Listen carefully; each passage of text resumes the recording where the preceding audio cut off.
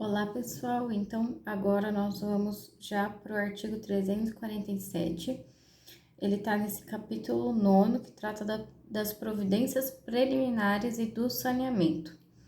347. Fim do prazo para contestação, o juiz tomará, conforme o caso, as providências preliminares constantes das seções deste capítulo.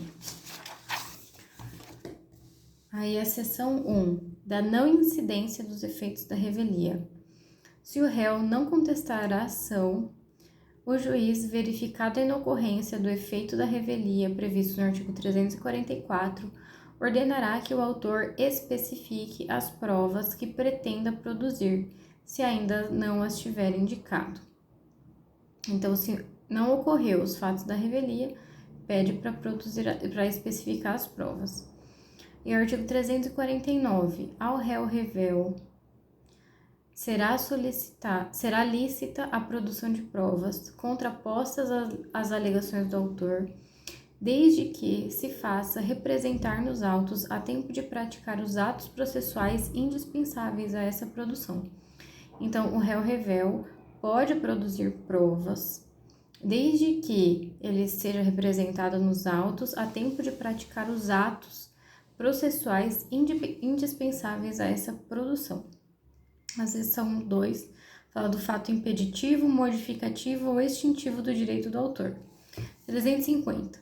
Se o réu alegar fato impeditivo, modificativo ou extintivo do direito do autor, este será ouvido no prazo de 15 dias, permitindo-lhe o juiz a produção de prova.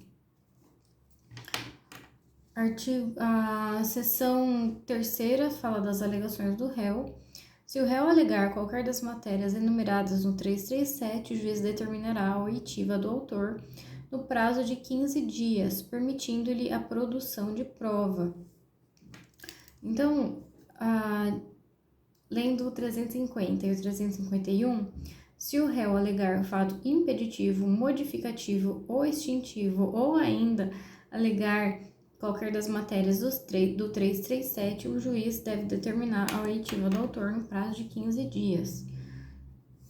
352. Verificada a existência de irregularidades ou de vícios sanáveis, o juiz determinará sua correção, em prazo nunca superior a 30 dias.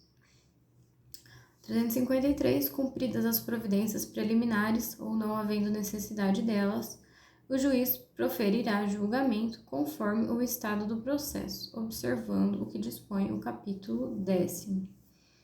E agora nós vamos para o capítulo 10º, que fala do julgamento conforme o estado do processo. Então, ele já começa com a seção 1, extinção do processo. 354. Ocorrendo qualquer das hipóteses previstas no artigo 485 e 487, 2 e 3, o juiz proferirá sentença. Parágrafo único. A decisão a que se refere o caput pode dizer respeito apenas à parcela do processo, caso em que será impugnável por agravo de instrumento.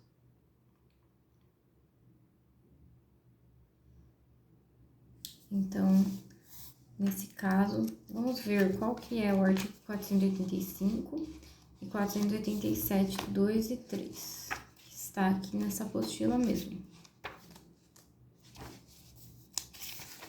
485 fala quando o juiz não resolverá o mérito. Então, 485 não resolve o mérito.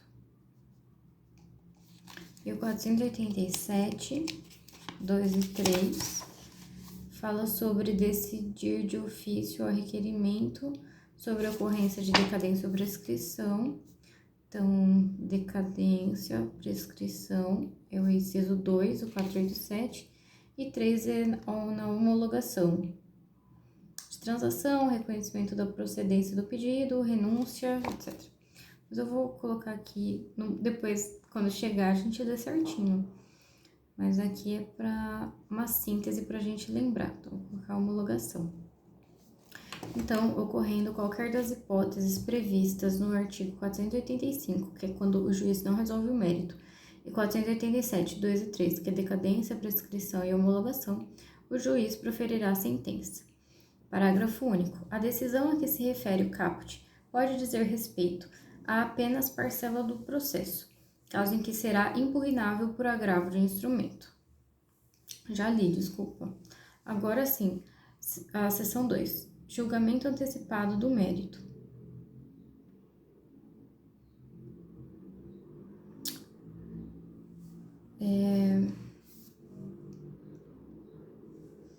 Eu tô tentando aqui fazer um link com o 354 com 355, mas eu não tô conseguindo dentro desse capítulo. Então eu vou ler. 355. O juiz julgará antecipadamente o pedido, proferindo sentença com resolução do mérito, quando não houver necessidade de produção de outras provas e quando o réu for revel e ocorrer o efeito previsto no artigo 344 e não houver requerimento de prova na forma do 349. E aqui é importante mencionar que esse artigo aqui está em amarelinho, já caiu. Então, ele pode julgar antecipadamente o mérito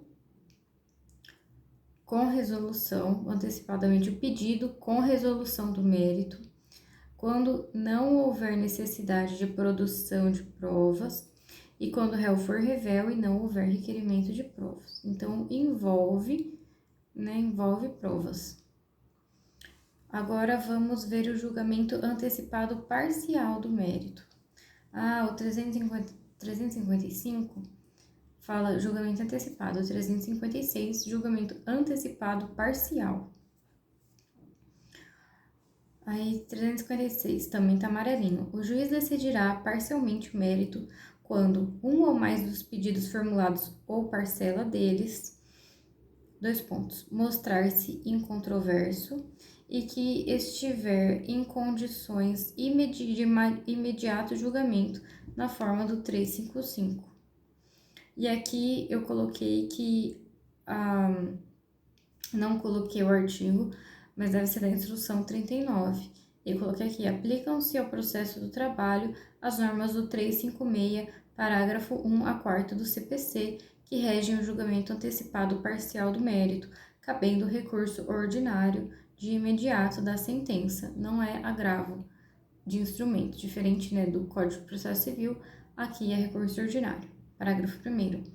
A decisão que julgar parcialmente o mérito poderá reconhecer a existência de obrigação líquida ou ilíquida. A parte poderá liquidar ou executar desde logo a obrigação reconhecida na decisão que julgar parcialmente o mérito, independentemente de caução, ainda que haja recurso contra esse interposto. Então, independentemente de caução. Aí, na hipótese do parágrafo acima, se houver trânsito em julgado da decisão, a execução será definitiva. A liquidação e o cumprimento da decisão, que julgar parcialmente o mérito, poderão ser processados em autos suplementares a requerimento da parte ou ao critério do juiz. A decisão proferida com base nesse artigo é impugnável por agravo de instrumento. E lembrando que no processo de trabalho é por recurso ordinário. Os próximos artigos não tem nada de amarelinho e eu não me recordo de ter já resolvido em outras provas. Então, desse aqui que nós estamos, nós vamos pular lá para o 361. E o 361, ele fala que uma pergunta de segunda fase que a professora Janete fez, mais um vídeo falando dela. E esse artigo 361 diz que as provas orais serão produzidas em audiência, ouvindo nesta ordem preferencialmente. Quem são? Primeiro, preferencialmente, o perito e os assistentes técnicos que responderão aos quesitos de esclarecimento requerido nos prazos e na forma do 477, caso não respondidos anteriormente por escrito. 2. O autor e em seguida o réu que prestarão depoimentos pessoais. O autor e réu que prestarão depoimentos pessoais. 3. As testemunhas arroladas pelo autor e pelo réu que serão inquiridas. Coloquei aqui uma exceção. Eu remeti ao artigo 453, que diz que as testemunhas depõem na audiência de instrução e julgamento perante o juiz da causa. Né? Até aqui tudo bem. Exceto as que prestem depoimento antecipadamente e as que são inquiridas por carta. Também daqui nós vamos pular um pouquinho e nós vamos lá para o artigo 369. Como o edital, hoje eu vi uma notícia que ele sai entre hoje ou amanhã, a gente vou aqui dar atenção no meu material para aquilo que mais cai. Mas tudo é importante, então se você tiver tempo e quiser, eu recomendo que leia assim esses artigos. Mas bem, hoje então a gente vai agora para as provas. Nós estamos no capítulo 12 e a disposição geral das provas diz o seguinte: 369.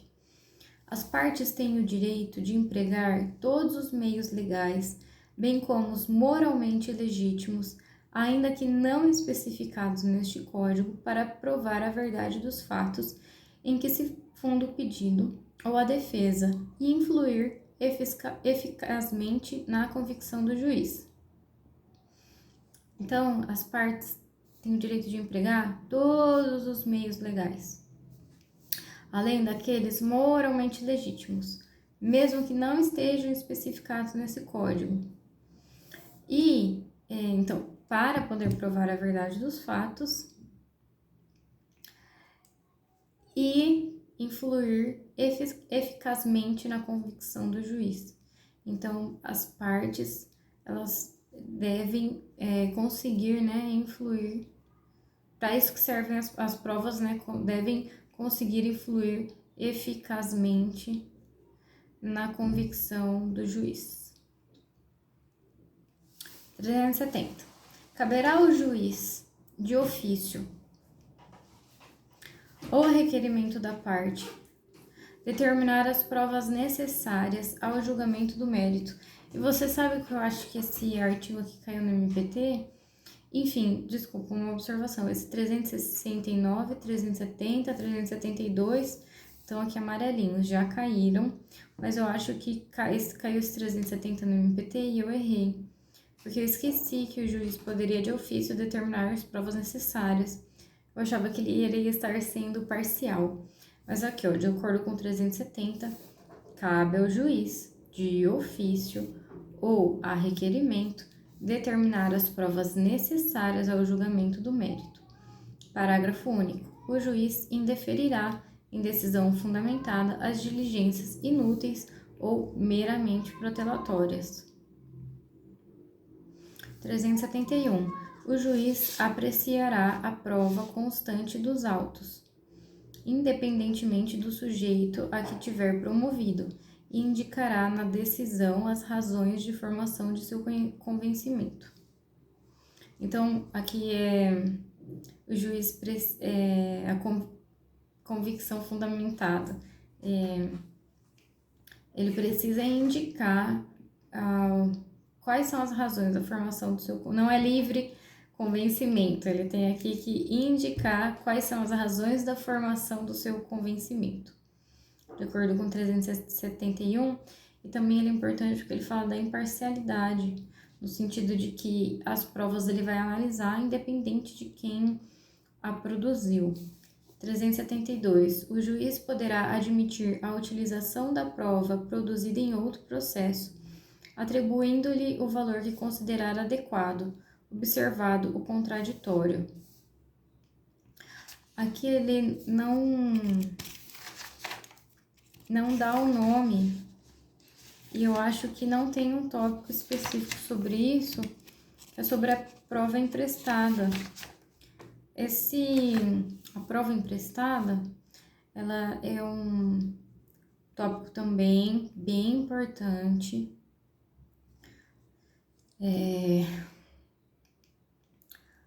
Teve decisão do STJ comentando quais seriam os requisitos para se observar a utilização da prova emprestada. E aqui está falando que o juiz ele pode admitir essa utilização e ele vai atribuir o valor que ele considera adequado, observado o contraditório. E essa decisão da STJ, ela menciona o que seria esse contraditório, quais partes devem estar presentes no processo originário, no processo em que será feito, se precisa ter anuência ou não, e entre outros. Então, esse artigo aqui, ele tá discreto, ele não tá aqui em uma seção, num capítulo, etc, né? Ele tá bem escondidinho, tá aqui nas disposições gerais, mas ele é muito importante. Para o direito do trabalho também, a gente costuma falar que às vezes não tem possibilidade de produzir provas, porque fechou a fábrica, ou se mudou, ou aconteceu alguma coisa. Então, esse artigo aqui, apesar de escondidinho, não podemos esquecê-lo. 373. O ônus da prova incumbe ao autor quanto ao fato constitutivo de seu direito, quanto ao réu quanto à existência de fato impeditivo, modificativo ou extintivo do direito do autor. Parágrafo 1º. Nos casos previstos em lei ou diante da peculiaridade da causa relacionada à impossibilidade ou à excessiva dificuldade de cumprir o encargo nos termos do caput, ou a maior facilidade de obtenção da prova do fato contrário, poderá o juiz atribuir o ônus da prova de modo diverso, desde que faça por decisão fundamentada, caso em que deverá dar à parte a oportunidade de se desincumbir do ônus que lhe foi atribuído. E aqui eu coloquei que, de acordo com a Instrução Normativa 39, esse parágrafo se aplicava, bem como os próximos dois, o segundo e o terceiro. Mas com a reforma trabalhista isso já foi adequado. Então, aqui retomando, então nós somos nos casos que são previstos em lei, ou diante da peculiaridade da causa, quando estiver relacionado à impossibilidade ou à excessiva dificuldade de cumprir o encargo nos termos do caput, ou ainda a maior facilidade de obtenção da prova do fato contrário, o juiz pode atribuir de modo diverso o ônus, mas ele precisa fazer de forma fundamentada e deve dar à parte a oportunidade de se desincumbir. Muito bem. Próximo, a decisão prevista no parágrafo acima deste artigo não pode gerar situação em que a desincumbência do encargo pela parte seja impossível ou excessivamente difícil. Próximo, a distribuição diversa do ônus da prova também pode ocorrer por convenção das partes. Desculpa, esse aqui não se aplica, tá? Tá aqui, esse não se aplica ao processo do trabalho. Aí bem, a distribuição diversa do ônus da prova pode ocorrer por convenção das partes, salvo quando 1. Recair sobre o direito indisponível da parte e 2. Tornar excessivamente difícil a uma parte o exercício do direito. Parágrafo 4º. Também não se aplica ao processo de trabalho. A convenção de que trata o parágrafo acima pode ser celebrada antes ou durante o processo. 374. Esse aqui também é bem importante. Quando a gente vai resolver sentença, também questão de segunda fase, a professora Janete sempre fala desse artigo. 374. Não dependem de prova os fatos notórios, os fatos afirmados por uma parte e confessados pela outra parte. Então, afirmado e confessado, os notórios, os admitidos no processo como incontroversos e em cujo favor milita a presunção legal de existência ou de veracidade. 375. O juiz aplicará as regras de experiência comum subministradas pela observação do que ordinariamente acontece, e ainda as regras de experiência técnica, ressalvado quanto a esta o exame pericial. Esse aqui também está amarelinho. Então, vou ler de novo. O juiz aplicará as regras de experiência comum. Aqui, regra de experiência comum, subministradas pela observação do que ordinariamente acontece. E as regras ainda de experiência técnica. Então, ele utiliza a experiência comum e a experiência técnica, sendo que a comum é aquela que ele tira da observação do que ordinariamente acontece. 376. A parte que alegar direito municipal, estadual, estrangeiro ou consuetudinário provar-lhe-á o teor e a vigência, se assim o juiz determinar. Então, direito municipal, estadual, estrangeiro, consuetudinário, a parte deve provar. Sabe que o processo ele é regido por aquele princípio de que o juiz conhece o direito, mas isso é em regra. E você vê aqui que, por exemplo, excepcionalmente, o juiz pode determinar que a parte comprove o direito municipal, estadual, estrangeiro ou consuetudinário. E ainda no direito do trabalho, nós temos as convenções coletivas, os acordos coletivos. Não tem como o juiz saber. Então, dá para mencionar essa exceção do 376. Ou a gente lembrar, né? A 377. A carta precatória, a carta rogatória e o auxílio direto suspenderão o julgamento da causa, no caso previsto no artigo 313, inciso 5º, alínea B, quando tendo sido requeridos, antes da decisão de saneamento, a provas nele solicitada for imprescindível. Parágrafo único. A carta precatória e a carta rogatória, não devolvidas no prazo ou concedidas sem efeito suspensivo, poderão ser juntadas aos autos a qualquer momento. 378. Ninguém se exime do dever de colaborar com o Poder Judiciário para o descobrimento da verdade. Isso aqui, embora não esteja grifado, é importante, né? Ninguém se exime de colaborar para descobrir a verdade. Então, aqui está falando da importância do descobrimento da verdade. 379. Preservado o direito de não produzir a prova contra si própria, incumbe à parte, comparecer em juízo, respondendo ao que lhe for interrogado. Peraí. Esse aqui tá amarelinho e diz o seguinte, 379, preservado o direito de não produzir prova contra si próprio. Incumbe à parte comparecer em juízo, responder o que lhe for interrogado, colaborar com o juízo na realização de inspeção que for considerada necessária, praticar o ato que lhe for determinado. 380. Incumbe ao terceiro, em relação a qualquer causa, informar ao juiz dos fatos e circunstâncias de que tenha conhecimento, exibir coisa ou documento que esteja em seu poder. Parágrafo único. Poderá o juiz, em caso de descumprimento, determinar, além da imposição de multa, outras medidas indutivas, coercitivas, mandamentais ou subrogatórias. Próxima, nós estamos na seção 2, e ela trata da produção antecipada da prova. Tá aqui em amarelinho. Artigo 381.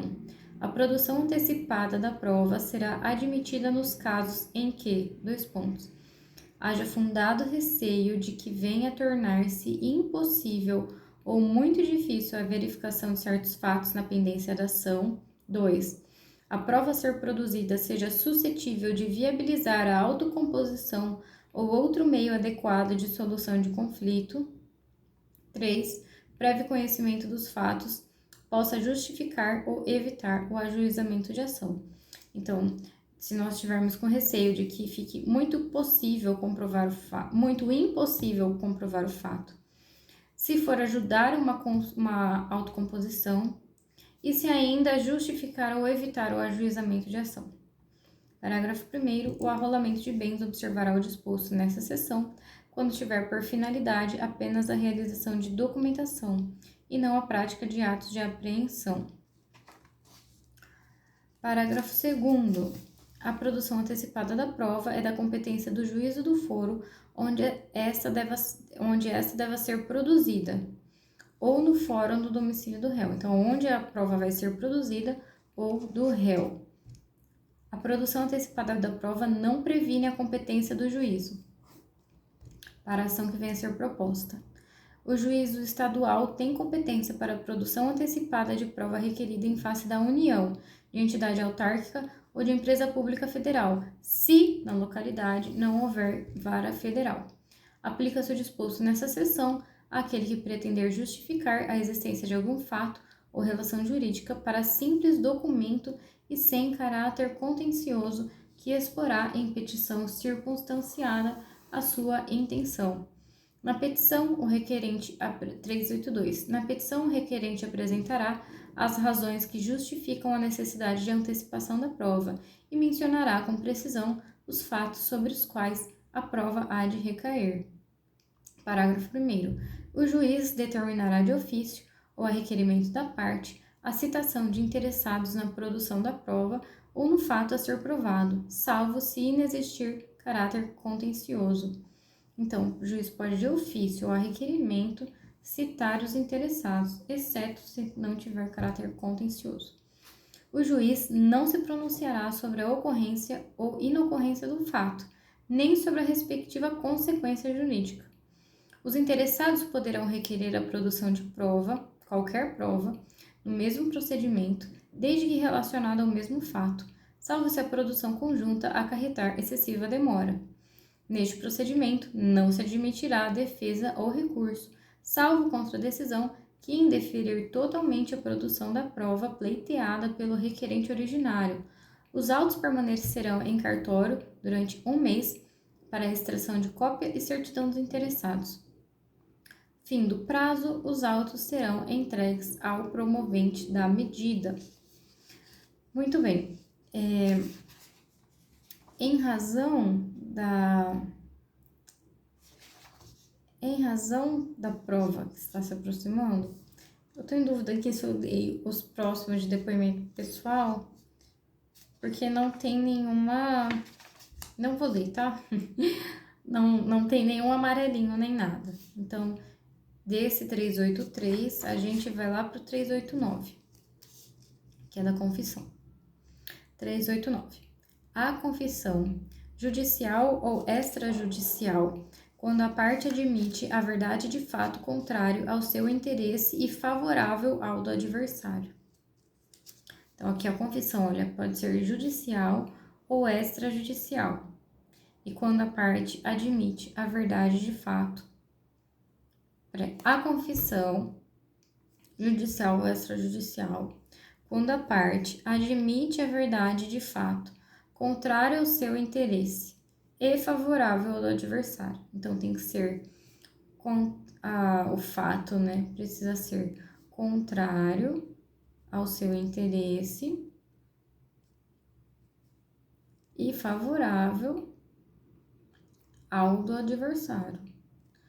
390. A confissão judicial pode ser espontânea ou provocada. A confissão espontânea pode ser feita pela própria parte ou por representante com poder especial. A confissão provocada constará do termo de depoimento pessoal. 391. A confissão judicial faz prova contra o confitente, não prejudicando, todavia, os litisconsortes. Faz prova contra o confitente e não prejudica os litisconsortes. Parágrafo único. Nas ações que versarem sobre bens imóveis ou direitos reais sobre imóveis alheios, a confissão de um cônjuge ou companheiro não valerá sem a do outro, salvo se o regime de casamento for de separação absoluta de bens. Então, nas ações que versarem sobre bens imóveis ou direitos reais sobre imóveis alheios, a confissão de um cônjuge ou companheiro não vale sem a do outro, salvo separação absoluta. 392. Não vale como confissão a admissão em juízo de fatos relativos a direitos indisponíveis. Não dá para ser confesso. Parágrafo 1º. A confissão será ineficaz quando feita por quem não for capaz de dispor do direito a que se referem os fatos confessados. A confissão feita por um representante somente é eficaz nos limites em que este pode vincular o representado. 393. A confissão é irrevogável, mas pode ser anulada se decorrer de erro de fato ou de coação. Então, a confissão é irrevogável e pode ser anulada nos casos de erro de fato ou de coação. Parágrafo único. A legitimidade para a ação prevista no caput é exclusiva do confitente e pode ser transferida a seus herdeiros se ele falecer após a propositura. Esse artigo 393 aqui tá amarelinho. 394. A confissão extrajudicial, quando feita oralmente, só terá eficácia nos casos em que a lei não exija prova literal. 395. A confissão é, em regra, indivisível, não podendo a parte que a quiser invocar como prova aceitá-la no tópico que a beneficiar e rejeitá-la no que lhe for desfavorável. Porém, cindir-se-á, quando confitente, a ela aduzir fatos novos capazes de constituir fundamento de defesa de direito material ou de reconvenção. Cindir-se-á, quando confitente, a ela aduzir fatos novos. Muito bem. 396, deixa eu dar uma olhadinha aqui. A próxima seção fala da exibição de documento ou coisa.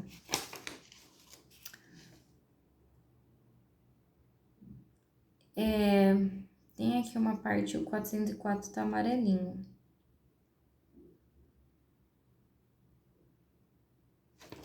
E tem uma alteração aqui do 397 pela redação 14.195. Então, eu vou ler ele. Tô só aqui vendo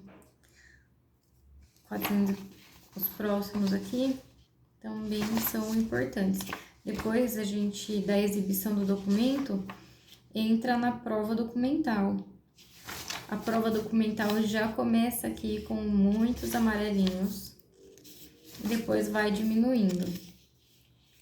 Mas eles estão presentes aqui, olha, até o 433. Vira e mexe, tem uns grifadinhos. Mas muito bem, então, essa exibição de coisa, apesar de só ter um aqui, amarelinho, ele tem essa alteração recente. Então, acho que vale a pena a gente ler sim. 396. O juiz pode ordenar que a parte exiba documento ou coisa que se encontre em seu poder. 397. O pedido formulado pela parte conterá, a descrição tão completa quanto possível do documento ou da coisa, ou das categorias de documentos ou de coisas buscadas. A finalidade da prova com a indicação dos fatos que se relacionam com o documento ou com a coisa ou com as suas categorias. E as circunstâncias em que se funda o requerente para afirmar que o documento ou a coisa exista, ainda que a referência seja a categoria de documento ou de coisas e se ache em poder da parte contrária.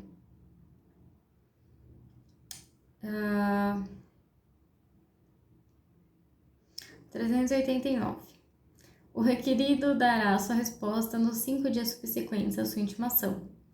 Parágrafo único. Se o requerido afirmar que não possui o documento ou a coisa, o juiz permitirá que o requerente prove, por qualquer meio, que a declaração não corresponde à verdade. 399. O juiz não admitirá recusa se o requerido tiver a obrigação legal de exibir, se o requerido tiver aludido ao documento ou à coisa no processo com o intuito de constituir prova, se o documento por seu conteúdo for comum às partes. 400. Ao decidir o pedido, o juiz admitirá como verdadeiros os fatos que, por meio do documento da coisa, a parte pretendia provar se o requerido não efetuar a exibição nem fizer nenhuma declaração no prazo do artigo 398, se a recusa for havida por ilegítima. Parágrafo único. Sendo necessário, o juiz pode adotar medidas indutivas, coercitivas, mandamentais ou subrogatórias para que o documento seja exibido. 401. Quando o documento ou a coisa estiver em poder de terceiro, o juiz ordenará sua citação para responder no prazo de 15 dias. 402. Se o terceiro negar a obrigação de exibir ou a posse do documento ou da coisa, o juiz designará audiência especial tomando-lhe o depoimento, bem como das partes, e, se necessário, o de testemunhas. Em seguida, proferirá a decisão. 403. Se o terceiro, sem justo motivo, se recusar a efetuar a exibição, o juiz ordenar-lhe-á que proceda ao respectivo depósito em cartório ou em outro lugar destinado, no prazo de 5 dias, impondo ao requerente que o ressarça pelas despesas que tiver.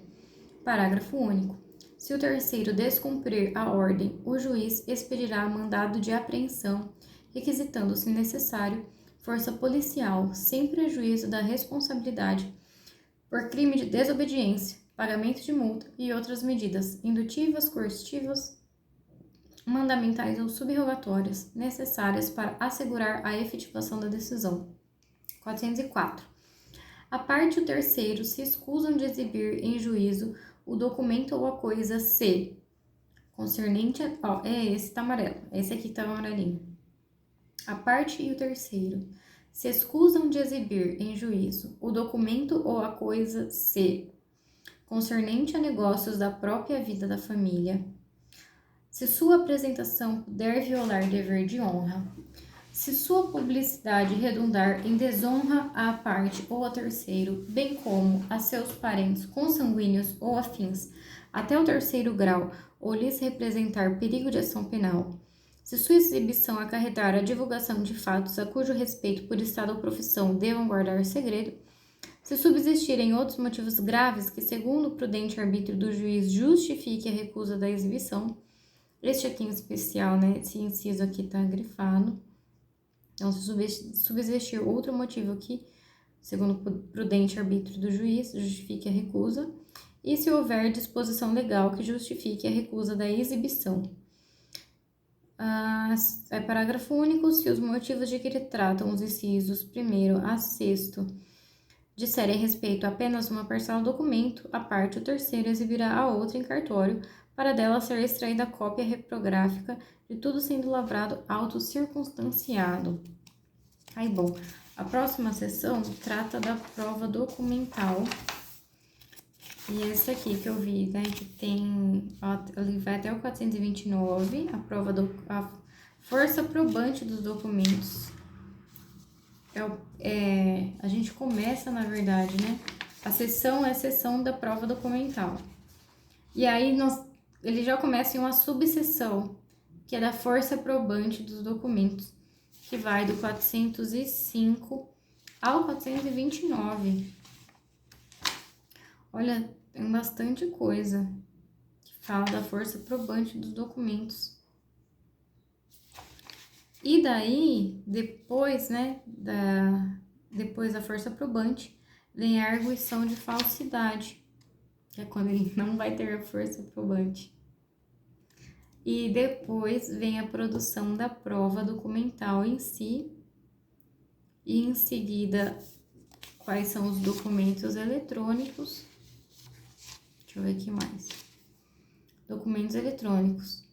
Aí, depois já volta para a prova testemunhal. Aí é uma nova.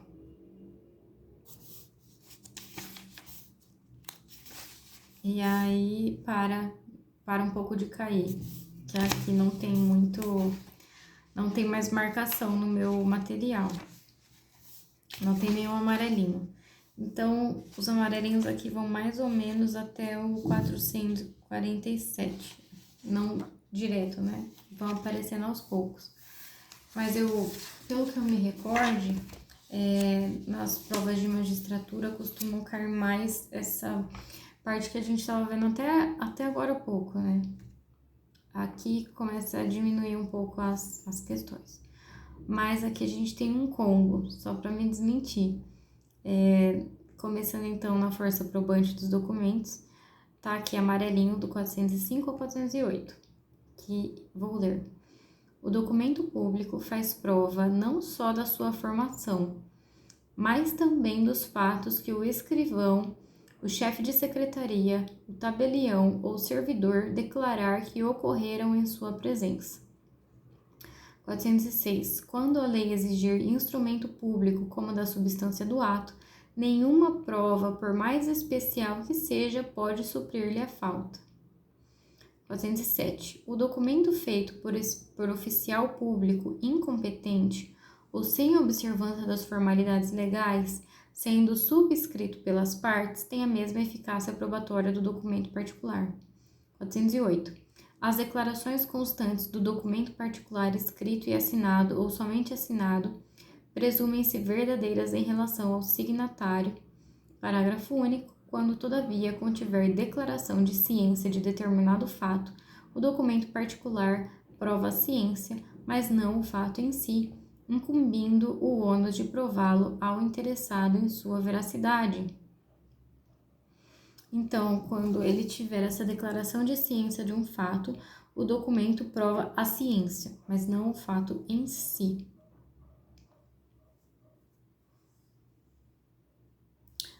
Olha, honestamente, vamos colar aqui, a gente vai para o 416, que diz o seguinte: a nota escrita pelo credor em qualquer parte do documento representativo de obrigação, ainda que não assinada, faz prova em benefício do devedor.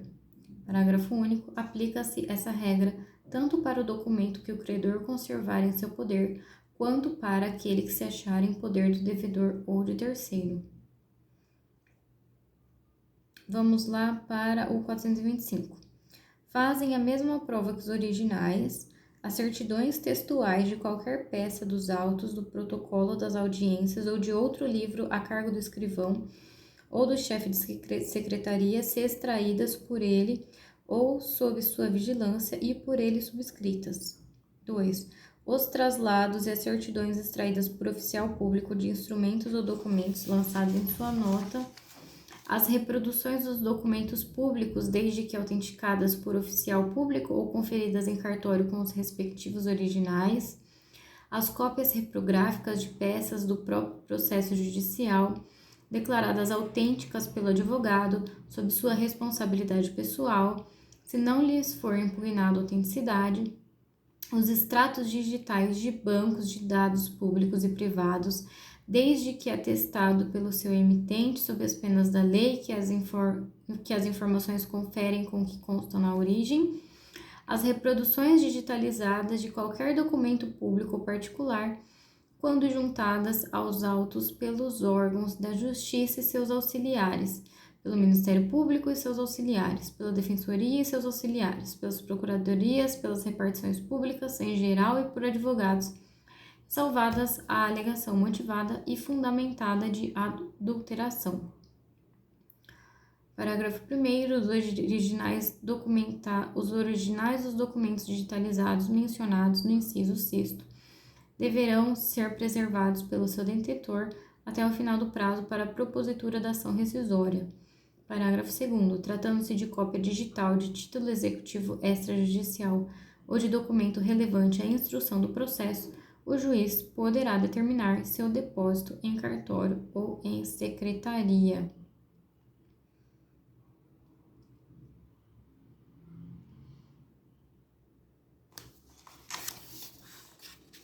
Artigo 426. O juiz apreciará fundamentadamente a fé que deve merecer o documento, quando em ponto substancial e sem ressalva contiver entrelinha, emenda, borrão ou cancelamento. 427. Cessa a fé do documento público ou particular, sendo-lhe declarada judicialmente a falsidade. Parágrafo único. A falsidade consiste em formar documento não verdadeiro e alterar documento verdadeiro. 428. Cessa a fé do documento particular quando for impugnada sua autenticidade e enquanto não comprovar sua veracidade, e quando assinado em branco for impugnado seu conteúdo por preenchimento abusivo. Então, aqui é uma observação que são diferentes, né? Cessa a fé do documento público ou particular, sendo-lhe declarada judicialmente a falsidade. Peraí. Sim, essa é a regra, né? Então, cessa quando declarar judicialmente a falsidade. Cessa a fé do documento público ou particular. E aí, o parágrafo único do 427 diz que a falsidade forma documento não verdadeiro ou altera verdadeiro. Beleza. Mas o 428, ele vai além. Ele fala que cessa a fé do documento particular quando for impugnada sua autenticidade e enquanto não se comprovar sua veracidade e quando assinado em branco for impugnado seu conteúdo por preenchimento abusivo. Muito bem. Parágrafo único. Dar-se-á abuso quando aquele que recebeu o documento assinado com texto não escrito no todo ou em parte formá-lo ou completá-lo por si ou por meio de outrem, violando o pacto feito com o signatário. 429. Esse aqui está em amarelo. Incumbe o ônus da prova quando se tratar de falsidade de documento ou de preenchimento abusivo, a parte que arguir, que eu li errado. Incumbe o ônus da prova, 2 pontos. Quando se tratar de falsidade de documento ou de preenchimento abusivo, cabe à parte que arguir. Agora, quando se tratar de impugnação da autenticidade, cabe à prova que produziu o documento. Então, a autenticidade é quem produziu e a falsidade ou abusivo é quem argue. Muito bem. Aqui os próximos... Deixa eu dar uma olhada.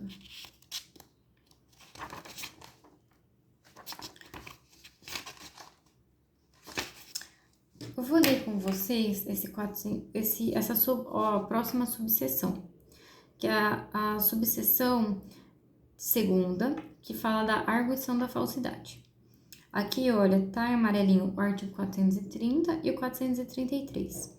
430 diz que a falsidade deve ser suscitada na contestação, na réplica ou no prazo de 15 dias, contado a partir da intimação da juntada do documento aos autos.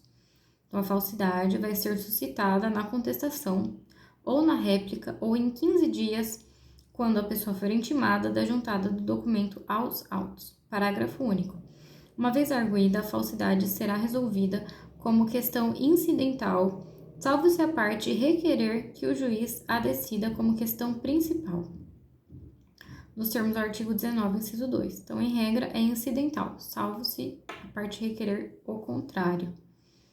431. A parte arguirá a falsidade, expondo os motivos em que funda a sua pretensão e os meios com que provará o alegado. 432. Depois de ouvida a outra parte, no prazo de 15 dias, será realizado o exame pericial. Parágrafo único. Não se procederá ao exame pericial se a parte que produziu o documento concordar em retirá-lo. 433. A declaração sobre a falsidade do documento, quando suscitada como questão principal, constará da parte dispositiva da sentença e sobre ela incidirá também a autoridade da coisa julgada. Agora aqui, da produção, o próximo artigo, 434, ele já começa uma nova subseção, que é a subseção da prova documental. Essa subseção aqui não tem nada marcado, então não vou ler hoje. Depois começa uma nova sessão, né? A gente estava na sessão, quer ver? A gente estava na sessão da prova documental. Aí tinha lá a força provante dos documentos, tinha a arguição de falsidade e da produção da prova documental. Tinham essas 3 subseções. Nós vimos a primeira em partes, vimos a segunda, a terceira não vimos. E agora, depois veio também a dos documentos eletrônicos, também não vimos. É isso mesmo, documento eletrônico tem só 3 artigos aqui. E a próxima já é a seção da prova testemunhal. E nessa seção, sabe que aqui não tá marcado, mas eu acho que aqui em especial tem um artigo bem importante, sim, que eu acho que vale a pena a gente ler.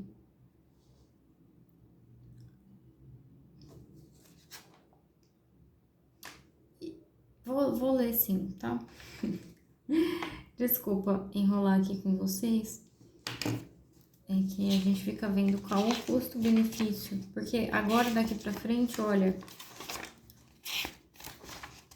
Agora daqui pra frente não tem mais marcação nessa parte de provas no meu material. É por isso que eu tô aqui, olho, não olho, tal.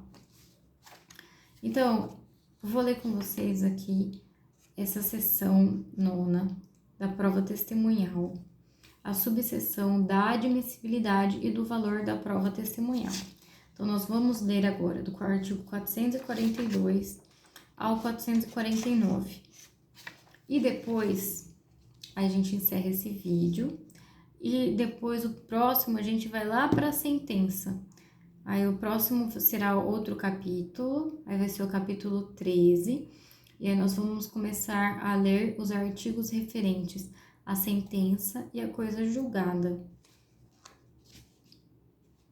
Isso em especial por causa do momento de primeira fase, mas eu já adianto que eu já fiz isso outras vezes, de não dar essa devida atenção a todo esse conjunto das provas do Código de Processo Civil, e eu senti muita falta nos cursos da professora Janete, de segunda fase, em que ela pedia bastante conhecimento relacionado às provas.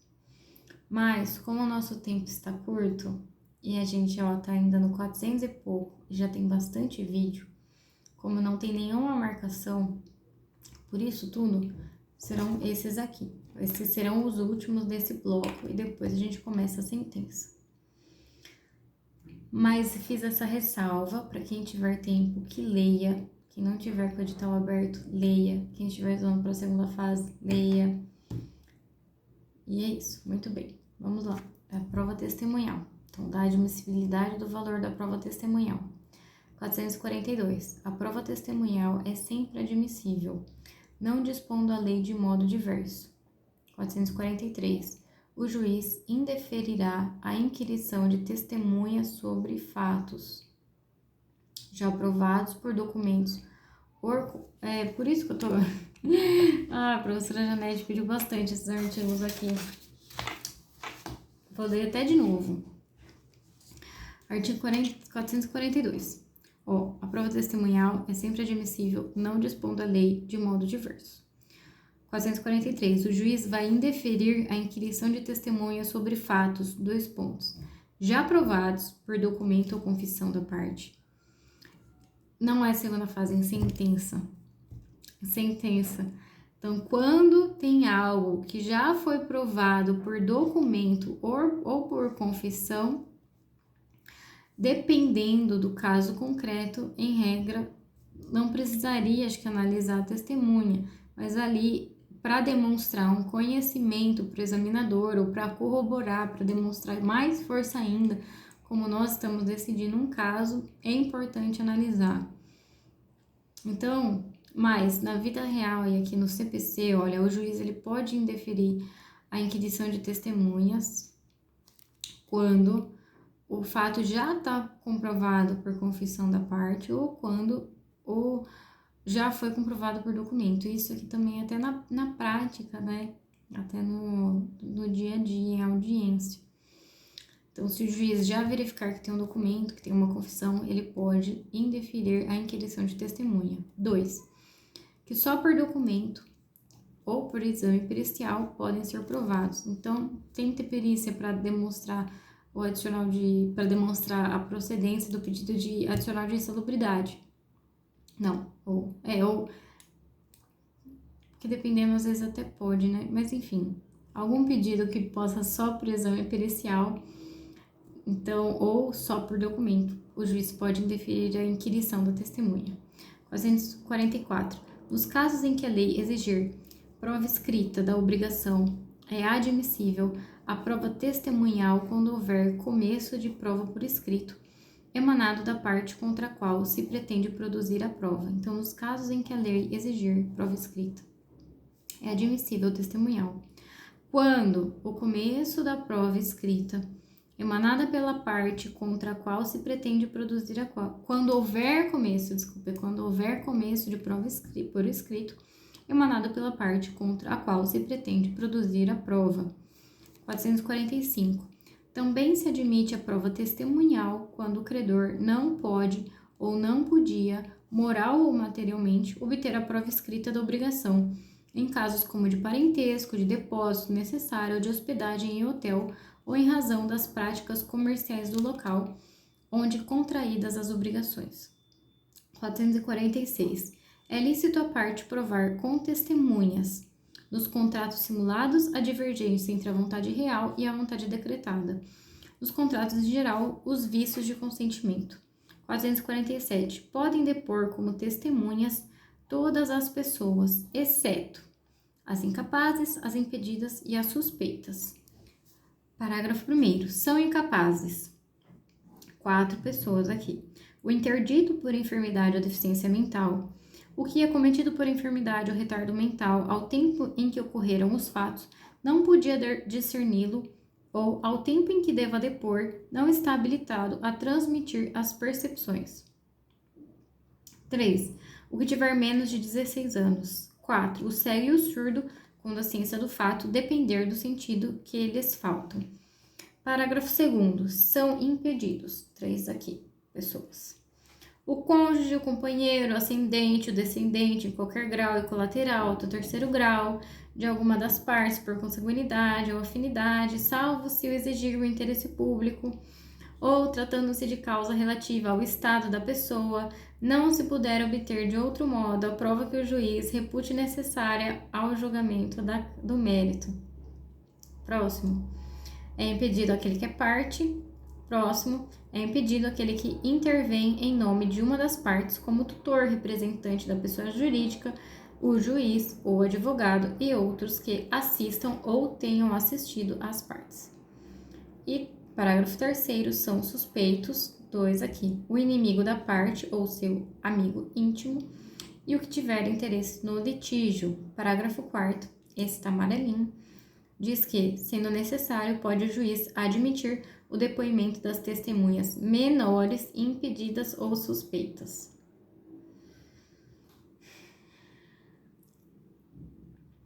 Você viu que não fala das incapazes. Então, pode admitir o depoimento das menores, das impedidas e das suspeitas. Parágrafo 5º. Os depoimentos referidos no parágrafo acima serão prestados independentemente de compromisso e o juiz lhes atribuirá o valor que possa merecer. 448. A testemunha não é obrigada a depor sobre fatos, 2 pontos, que lhe acarretem grave dano, bem como ao seu cônjuge ou companheiro e aos seus parentes consanguíneos ou afins, em linha reta ou colateral até o terceiro grau, a cujo respeito por estado ou profissão deva guardar sigilo. 449. Salvo disposição especial em contrário, as testemunhas devem ser ouvidas na sede do juízo. Parágrafo único. Quando a parte ou a testemunha, por enfermidade ou por outro motivo relevante, estiver impossibilitada de comparecer, mas não de prestar depoimento, o juiz designará, conforme as circunstâncias, dia, hora e local para inquiri-la. E agora, então, como combinado, nós vamos lá para o artigo para a parte da sentença, mas vai ficar para o próximo vídeo. Até lá!